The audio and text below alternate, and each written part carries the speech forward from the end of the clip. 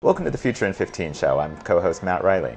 The Future in 15 show is a series of 15-minute interviews with innovators and entrepreneurs from the events industry. Thanks for joining us.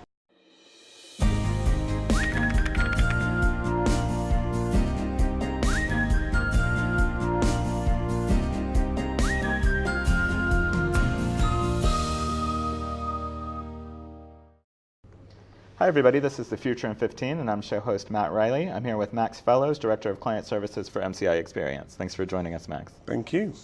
Can you tell us a little bit about yourself and your background in experiential marketing?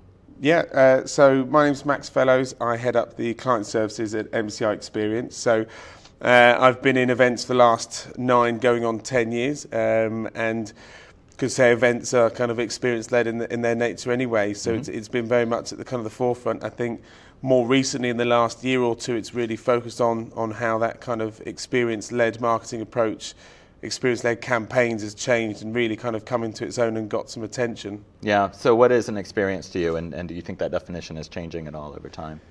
So an experience to me, I think experience is anything that evokes emotion. I think it's something that whether it's through touch or through any of the senses really, creates a reaction of some sort, but whether that's subconsciously or whether that is consciously, I think it's something that triggers that kind of reaction piece.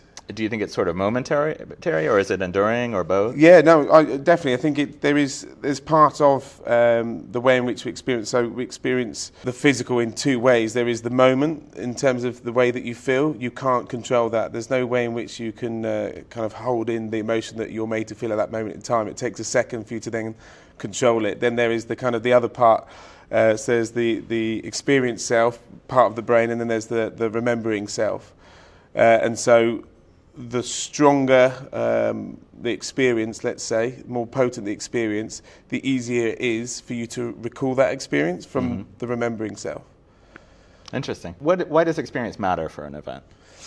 So I think for just going off the back of that, so I think the better the experience, and when we're talking about experiences, it could be as much as the invite, the way in which you're spoken to, the hospitality. It could be the cues that you experience on the way in. It could be the temperature of the room. It could be the way the content makes you feel. There's so many elements to creating this experience. The more touch points that you can have, and positive touch points on the senses, so whether it's music, smell, sight, touch, so on and so forth, the more potent, and again, the more kind of stand out that experience. And if it's done in a positive way, you'll be able to recall on that event or that experience in such a way that you become, immediately a brand fan. So if someone says to you, have you been to any good events recently? It's the one that stands out immediately. So you can go back and recall that very quickly. So it's not like, wait, let me think. Exactly. And it's one of those that you might have a few standout moments. And I challenge anyone to remember an average event. It's either you know it because it was terrible, because it was an extreme experience, right, and it was terrible,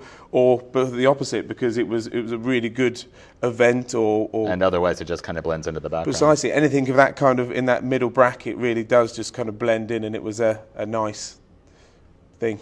So because experience is your medium, and specifically the experience of the audience. So how have event audiences changed over time? Yeah, so I think the inevitable is the fact that as audiences, or as kind of time goes on, in the next 6 or 7 years, 60 to 70% of our audiences are going to be made up of Gen Z. So these audiences are going to be multi-screening, they're going to shorter attention spans, they're going to be very much used to kind of digital first. So the fact is that with that in mind is that we need to adapt and change the way in which we're delivering the content and how that experience changes. I think there's also a change in terms of the audience, is the fact that there is, things like Amazon Prime and stuff. It allows us to get things at a click of a button within an hour. So tolerance for things like queuing and things, it goes down, and therefore, again, it's a negative experience. Yeah, I wanted to ask you about that. Do you think technology is changing the mindset of the audiences that are coming into our events, or changing the actual environment in the room? Yeah, I think twofold. I think what we have now is very much almost a technology spoiled kind of audience, is that they're very much enabled, and so if you speak about something or reel off a fact, then within 3 seconds they can check that and they can reference it very quickly. At the same time, it means though that it's the first thing they go to, whether it's at a networking event that we were talking about earlier, or if there's boredom, they'll go straight to their phone to look at emails. On the flip side, there's the digital kind of distraction piece, which actually we talk around digital apps being used in events or to help, and they can absolutely enhance an experience or an event when used in the right way. When it's pushed in or shoehorned in for the sake of it, again, it can act as a real distraction, and it can really take people away from engaging in that moment, and that kind of moment you want them to feel and you want them to be very much present. Apps can help for sure, but I think we're guilty of using them for the sake of using them. Right. Do you think technology is the biggest driver of experience, or do you think there are other non-technology factors that are more important? I think almost the opposite. I think technology helps us get access to it, helps us communicate with. But it's a means to an end. Exactly, but I think it culminates in, you could watch a video and it strikes some sort of kind of emotional response. That's great, but when you're in a physical environment experiencing that for yourself, that is kind of what we're aiming for right. sure. And just jumping back to the point that you made around audiences changing, we are an experience economy now. People strive for experiences. Having a notepad or a nice pen on a chair is almost non-relevant anymore. People value experiences over things. They really do. It becomes a currency, and whether that's a currency via social media that they can share to create those kind of FOMO moments, or it's something they can capture. People want authentic experiences over bits. When you get things so easily with the likes of it's the Amazon Prime, it just makes it so frivolous. People don't care that much about it as much anymore. It sounds like it's an experience economy, and it's also almost an attention economy of, for sure. Offer me something that's going to be more interesting to me than going on my place and checking. And people value authentic experiences, so it's not done for the sake of it. When it's got some meaning and purpose behind it, you're starting to really kind of hit the chords. Then you're starting to kind of create all, touching these different elements to create a really authentic experience. People's attention spans, are dropping as well. So when we're talking around younger audiences, we're also talking the fact that us as millennials or baby boomers or what have you, 13, 14 minutes now is all you've got someone's attention for before they start drifting. So, hence TED Talks were created as the way they are. So a 2-hour keynote from the MD is just... Sorry, what were you saying? Yeah, sorry. When we talk about experiential marketing and experiential events, I think we tend to assume that that's specific to the B2C side of events. Do you think it can also be applied to B2B? Can those events be experiential too? Yeah, I do. I think the word experience, it actually comes from Latin for experientia, which means literally to try. So I think that's where kind of experiential in the terminology was very much in the physical. When you are activating something, there's the physical element. Whereas I think experience is almost holistic. It's the entire kind of world, if you will, in that respect, which is why kind of people are now approaching things in more of a campaign element as opposed to just a one-off or a nugget of. I think that the consumer space is doing it better and has been doing it better. They take more consideration to it. The kind of psychological elements of how a consumer reacts to a colour, a smell, a sound. I think the B2B side is lacking massively in that. I think, But you don't think it's inherent to the type of event? You think it's just I think it could focus? be. No, I think so. I think it's something that could change. If you think the last 20 years, how have conferences changed? I think that the screens that we look at the content on has changed. Perhaps some of the way in which the content's produced and shared, whether it's via breakouts and things, but actually they haven't changed a huge amount. Whereas we as individuals have changed massively. How we engage with information and the kind of the content that we want. Right.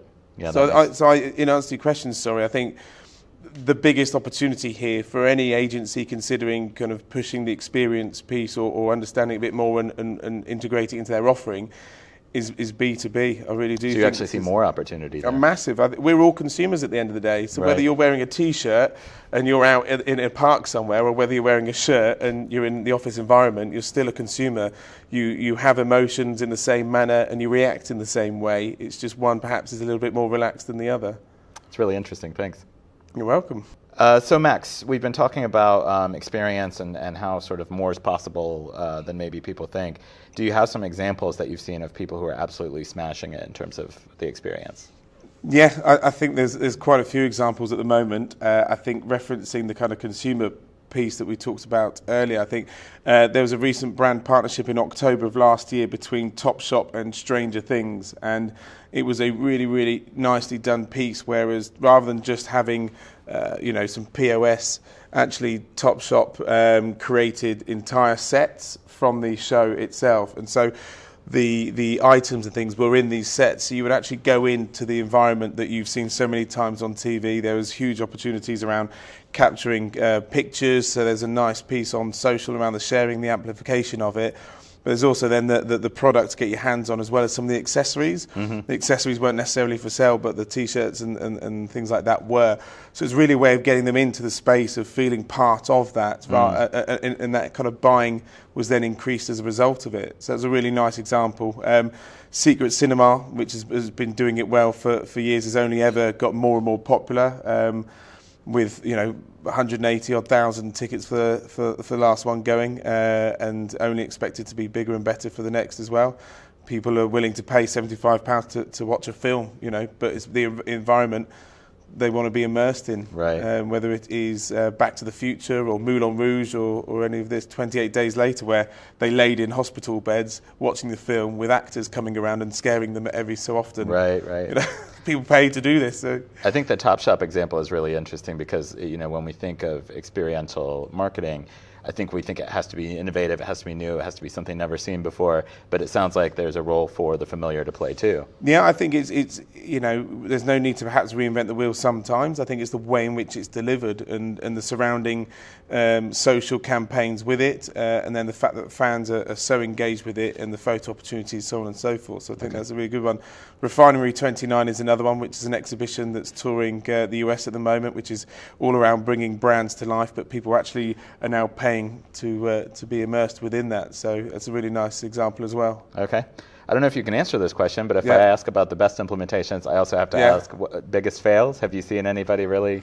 I'm hesitant to name brands and name and shame, but I think where people are falling down on some of the simpler stuff are things like if we're talking around an experience, the invite, the information before, so missing out on the opportunity to engage before. I think talking around the queuing, for lanyards and things, that's immediately getting people on the back foot, and it's a negative experience. The food quality being terrible, the option of dried out chicken or it's not good enough. I think people have high expectations, they deserve better. The temperature of the room being too high, the content going on and on and on. I think these are things that if you're putting the money into an event and an event experience, there's some simple things that should be considered in order just to make it a good one. Even if at a basic level it can still be a good experience. But those are some failings. I mean, there are some bigger ones, but I won't name them. So if you're, it's not just about what you're creating to create an experience for the attendees.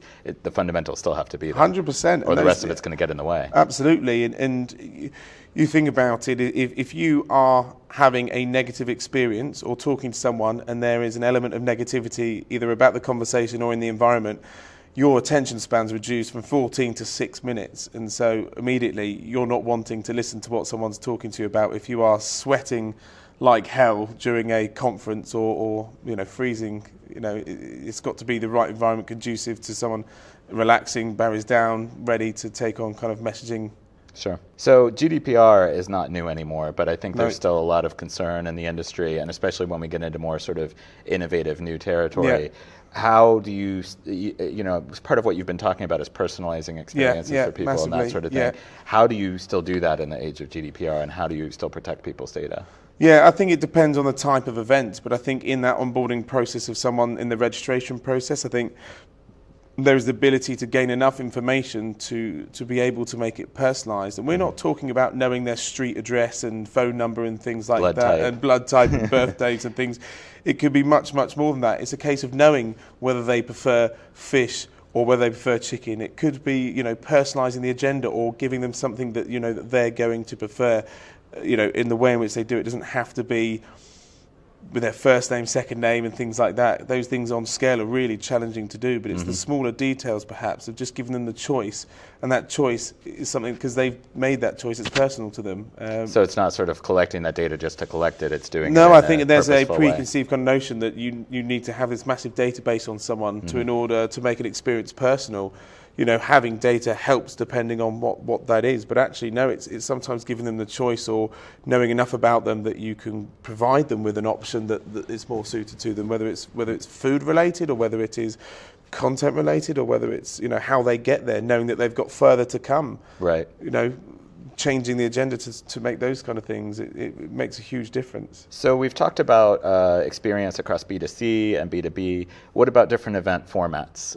You know, conferences versus you know, internal meetings versus retreats. Does it apply equally in that space? 100%. Yeah, I think 100%. I think it's applied in different ways. But I think, again, we're all consumers. I think, you know, there are certain environments that it's perhaps more challenging to really kind of create this experience piece that we talk around. But actually, no, you know, there's still ways to be personal with all of it. There's still ways to tap into certain sensory pieces and engage emotions and things. So I don't think there really is a massive barrier. And I think before there is this thought process, perhaps it's only really consumers that you can go crazily creative with and really create this. But I think actually that shift is massively, we're all consumers. I've said it again. Yeah. So you've talked about how B2B maybe have some more ground to cover in terms of really catching up to the I think it's bigger opportunities. I think, and more opportunity. Yeah, I think that's it. Yeah. So how would you recommend that they go about that if you have maybe a drier sort of conference or event, something that hasn't maybe embraced this trend yet? Where do you start? How do you recommend people do that? I think considering the basics first, as we spoke about, and doing them really well. I think consider the fact that actually what the venue are offering as a package in terms of the food and catering perhaps isn't fit for purpose. I think just addressing those initial things and doing them well, the registration time and things that it takes for people. So baby steps to start off with, for sure, and then building up to some of these larger things. And someone made a valid comment around the challenge actually with some of the more corporate B2B organisations. So I think it's baby steps first. And I think the other piece around the content, and the content is really the reason why people are getting together for this. It's the face-to-face engagement, sure, but normally listening to a message or information conveyed. That is, I think, a huge opportunity. You know, having a producer work on it, or making the content bite-sized so it's digestible in such a way, and then you can play with the format, whether it's done in breakouts or more constructive engagement, or it's more participatory in that respect. So there's, I think, lots of ways to do it, or you could be completely revolutionary and create an absolutely amazing brand environment or brand world that people get completely immersed into. Right. So extremes here. It depends on the business. You have to suit it to the type of event, the audience. Yeah, but I think everyone can take those steps towards it, and I think that there's an opportunity for everyone to go towards it. Ultimately, it will get them better business results as a purpose. It comes down to the fact that it will provide greater ROI, and whether that, you know, return on investment is a more engaged audience, or whether it's more sales. You know, it will have that effect. Yeah. Well, thank you for you've given us great advice today. I really appreciate it. No, brilliant. Thank you for having me.